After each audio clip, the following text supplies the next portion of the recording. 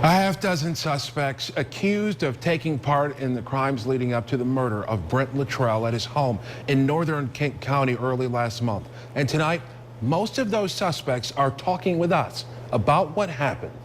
At 6, we heard from the 3 who confessed their involvement in the case. And tonight, we're hearing for the first time from the man accused of orchestrating it all, the alleged mastermind behind the so-called robbery attempt that turned deadly. His story tonight, that he's innocent, but he doesn't seem too upset that his own cousin is dead.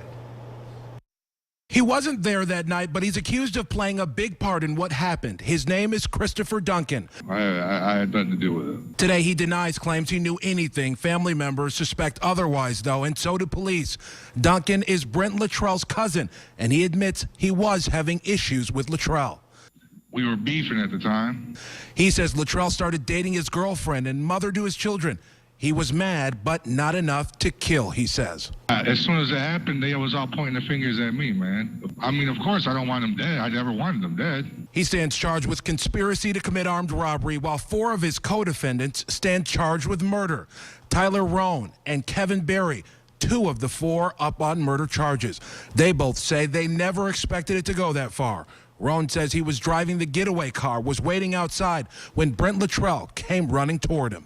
He came running out of the house, and when I looked over, I could see that he was bleeding profusely from his chest and his sides and his backs and everything else, and I panicked because I really didn't want the guy to get hurt.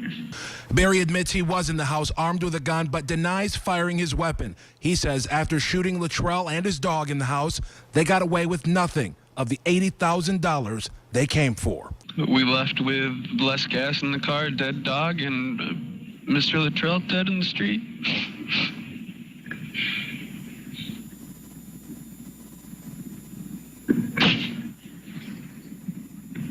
I'm sorry. Zach Bennett faces lesser felony charges, says he helped relay information in the robbery plot, but never expected this. Just that I'm terribly sorry that things went the way they went. And 2 of the suspects we spoke with pointed the finger at Jamon Parrish as the person who shot and stabbed Luttrell as he tried to get away as this robbery was unfolding. We were not able to book an interview with him yet using the jail system, though we intend to try and do that. It is not clear why that wouldn't work at this point.